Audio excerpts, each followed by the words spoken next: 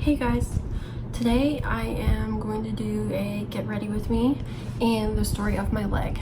A lot of people asked for me to do the story of my leg, and as much as I don't really want to talk about it, I'm going to talk about it. So I'm just going to get ready and I'm going to tell you guys the story of my leg. So my sister is graduating today and I am so proud of her. My sister is like, well, first of all, she's my best friend, and second of all, she is so smart, even though she doesn't think she is. She is very smart. She's going to do big things. She loves kids, and that's what she's going to study. She wants to do child psychology or something like that. She might change her mind, but that's her current goal. She's going to do just amazing in college. We're going to live together this August with one of my cousins as well, Marianne from the Indiana Beach vlog, and it's going to be a really good semester this fall. And she's graduating with honors, I believe, and Spanish Honor Society she was in. So yeah, she's coming to Purdue with me and I'm so excited. I'm gonna pin my hair back because I really don't want it in my face. These are like oversized hair clips. They're just like regular clips like this, blinged out. Look how amazing those are. I got these from Harlow's Dream House. They're an indie brand on Instagram. So the foundation I'm going to be using is a mix. They're both Makeup Revolution and I got them at Ulta. This is the Makeup Revolution Stick Foundation, Makeup Revolution Full Coverage Foundation. I'm going to focus this on the high parts of my face. This is gonna look crazy. Okay, so you can see neither shade matches me, and I'm gonna buff it in with this brush. This is an IT Cosmetics brush. I don't know which one because it doesn't say it, but I know that it's IT Cosmetics. Okay, so the story of my leg. I was probably 14 years old when I started having knee issues, and I honestly couldn't tell you why it started. I ride horses, as most of you know, and I have been thrown more times than I can count, so I'm sure it happened when I was thrown someday. My knee started to kind of like lock up when I would squat or bend down or sit like crisscross applesauce or whatever. It would lock and I would panic and like move my leg in and out to try and get it back into place. I thought that my kneecap was dislocating, and that went on for years until this happened. Basically, we went skiing last January that I fell one time and I thought I broke my leg. I couldn't even tell you why I fell or how I fell. I was hardly going that fast. This was at Swiss Valley in Michigan, and I thought I broke my leg. So the little snowmobile lift type of thing came and got me because I could not get up, and they put me on that little stretcher and took me into their little like makeshift first aid building. They looked at my leg, looked at my knee, and said, "You just sprained it really bad. It's not broken, but you definitely sprained it." So I just propped it up on pillows, and I was in so much pain moving it. So when we got back to my mom's house, we iced it. I took some ibuprofen, I got in bed, whatever. And like I said, my knee had been locking for years. So I was like, this must just be that. But it locked really bad or something, or dislocated farther than normal. That's what I thought.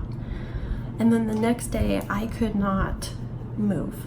I could not move my leg at all. And I was like, this isn't the same thing. This is something new. This is something different. I really think I've broken something.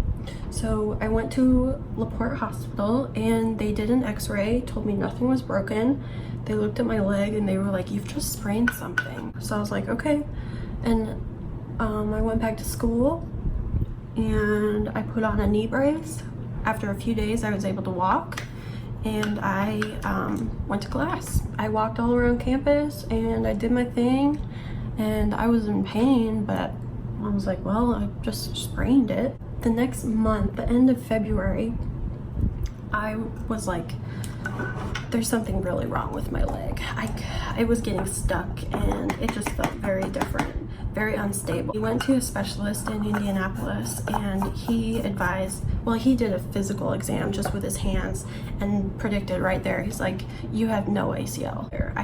That's my guess. We're gonna have an MRI to make sure. It showed that I had no ACL. It was completely 100% ruptured and there was just fragments of what was left. He told me my options and he said that because of my age, it is best for me to have surgery. And I was like, all right.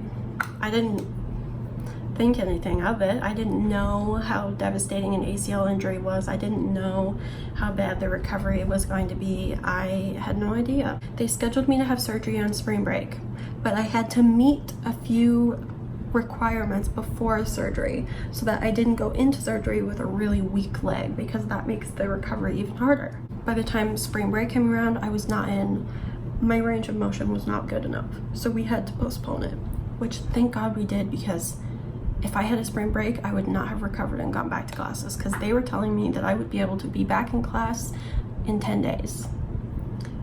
No, I would not have been able to. May came, end of semester, first thing I did was have surgery. And I asked them if they could address the dislocating weird locking that had been happening for years. And they were like, I don't know what that is, but I don't think that you have a dislocation issue, but we'll take a look and see what we find. I was like, okay. So they did surgery. Surgery was supposed to be 1 hour and it was 3 hours. So I woke up and they told me that I had torn my menisci. So you have 2 menisci in your leg, a medial and a lateral. And it's basically like a little thin disc of cartilage between your leg bones that stop them from rubbing together. It's like a shock absorber kind of thing. And I had injured both of them, but my lateral meniscus was completely torn. So your bones fit together like this, and the meniscus is in between. Every time I would bend my leg, the meniscus would flip out. And then when I would straighten my leg, I would crunch it. So that's the sensation I was having for years. They fixed that. They sutured it down so it wouldn't flip out. Then I had some medial meniscus work too. So what they did was they took a graft from my good leg, from my left leg.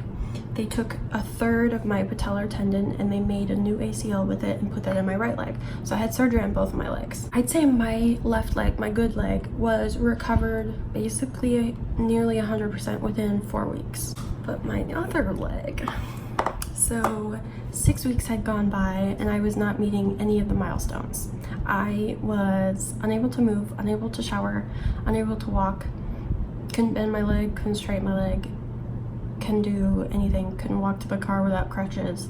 And I was supposed to be rid of crutches at like 3 or 4 weeks. And at 6 weeks I was still on crutches, 8 weeks I was still on crutches, 10 weeks I was still on crutches. And they were like, you need to get rid of those. And I was like, I can't do anything. My leg is hurting. I was doing the exercises every day. I was taking my medications every day. I didn't miss a single thing, and I was not getting better. The entire summer, May, June, July, into August, I was bedridden completely. Thank God I had Jonathan. I was living with Jonathan. He did literally everything for me. He cooked for me. He helped me shower. He helped me go to the bathroom. He woke up in the middle of the night with me. He got all my medicine. He comforted me. He made sure I had things to do. I would not have made it without him, and I am eternally grateful. So thank you, Jonathan. I love you so much. So then August came and fall semester was supposed to start, and I was like, I have to make it to my classes. I can't take off fall semester. I put on a knee brace and I tried to go, and I was in so much pain. I couldn't focus in my lectures. My leg was like the size of a tree trunk. I got a scooter to try and make it to classes, and even with the scooter, I would park it at the building, and just walking from the outside of the building to the class, I was like hunched over, like dragging my leg. It was horrible. I was like, I'm not going to get better if I'm treating my leg like this. Clearly I cannot do that. The whole time everyone was like, oh, I had ACL surgery and this isn't how it went for me. I'm like, congratulations. And when I would meet with my doctor, my physical therapist, they're like, are you sure you're doing the exercises? It doesn't look like you are. I was like, I'm doing everything I can, okay? Literally everything I can. I even sought help from another physical therapist here in Lafayette. I was like, I need more help. I'm not getting better. And she was like, I'm so concerned about you. You should be getting help 3 times a week. So come in and see me. I was like, okay. So based on insurance, you're allowed to have like 28 days of physical therapy without a referral. So I was doing that, but once the 28 days were up, I had to ask for a referral, and my surgeon said no more physical therapy. And I was like, I'm crippled and I'm not allowed to get physical therapy more often. All right. So I met with my doctor in September or beginning of October, I think, and I told him that I'm not getting better, and he said we're gonna have to operate again and see what's going on. So I said, okay, let's do it, because I'm done being like this. I literally could do nothing. I would have to like ride the scooter in Walmart, and I would just sob. I was so embarrassed. And poor Jonathan, oh my gosh, I would be riding the scooter in Walmart and he'd literally be like holding my hand through Walmart. Like, he wasn't embarrassed at all, but I was a mess. I was just, like, physically and mentally, I was a mess. I lost so much weight just from stress. Like, I lost like 25 pounds in that span of a few months. I had surgery again. I had to drop my entire fall semester, all of my classes. That committed me to graduating late. I felt horrible from doing that. And then right after Thanksgiving, I had surgery again. They found that I had a ton of scar tissue grown on my graft, so it was no longer fitting in my knee, which is why I couldn't move my knee. And they took all of that scar tissue out. They said, this time around, your recovery is going to be way quicker. You should be on your feet in 3 days. I was like, okay, great. I was on my feet in 3 days, but it hurt. And then after 4 days, it was like a 7 out of 10. After 5 days, it was like a 9 out of 10. And on like this 6th day, I couldn't even put my toe on the ground. I was in so much pain, like a 1,000,000 out of 10. I was sobbing. Like, this isn't right. Something about it just told me, I think I have a blood clot.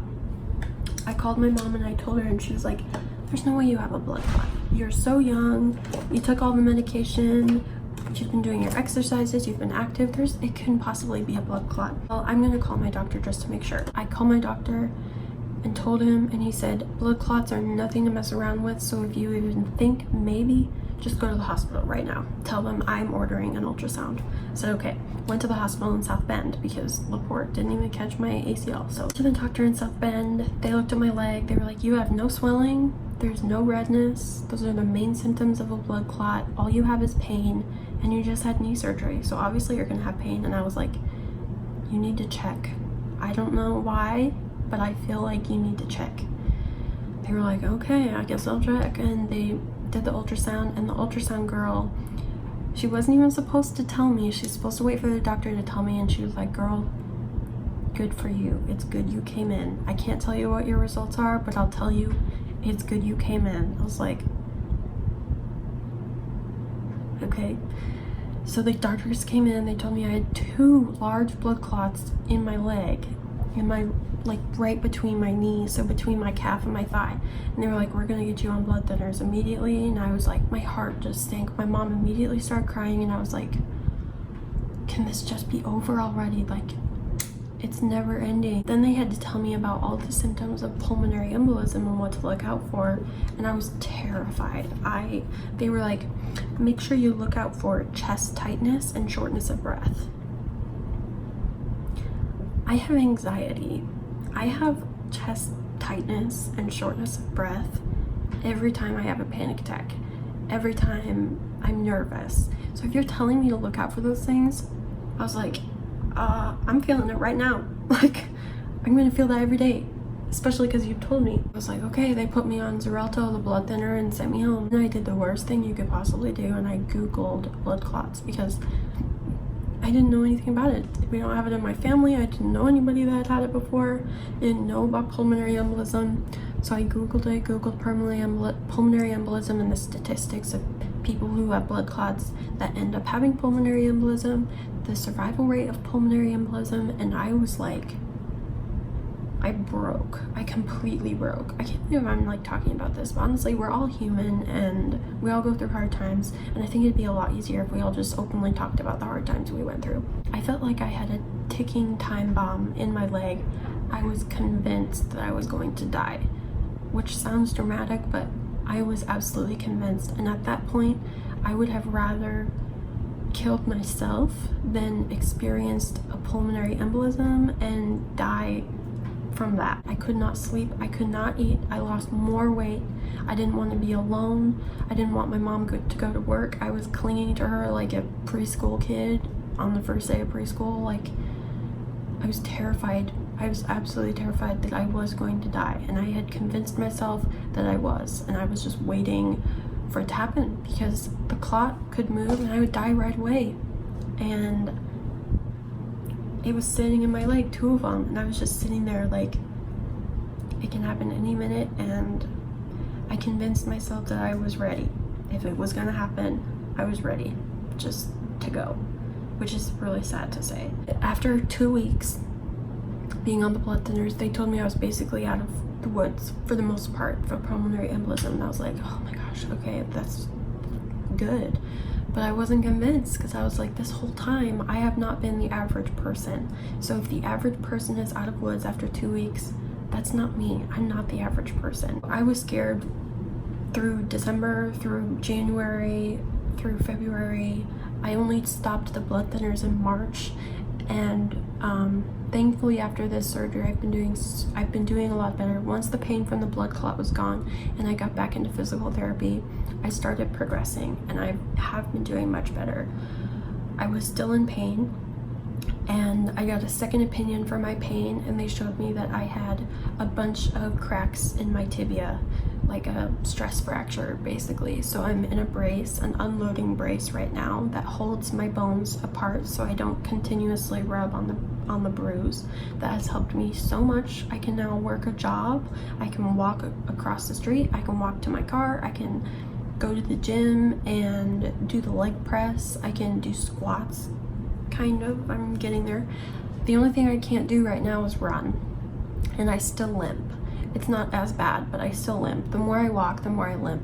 I really struggled coming off of my blood thinners because they had become like a safety net. I felt as long as I was on them, I wasn't going to get a blood clot, and I was really afraid to come off of them. I have been seeing a therapist from all of this. They said that this has obviously made my anxiety so much worse, which is understandable, but also it's given me extreme PTSD, which I am currently being treated for as well. I didn't know. When I thought of PTSD, I thought of people who have been in wars, in the military, maybe a really bad accident. I didn't think that I could get PTSD from this, but once I met with a neuropsychologist and a psychiatrist, they were like, you have PTSD from this and we're going to treat you from it. And I've been working with them, working with a therapist, and I do feel a lot better. I'm starting to gain more confidence in my leg. So that's the story.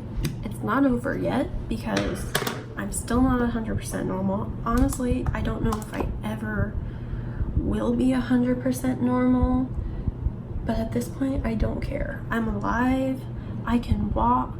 If I want to go for a short hike, I can do that.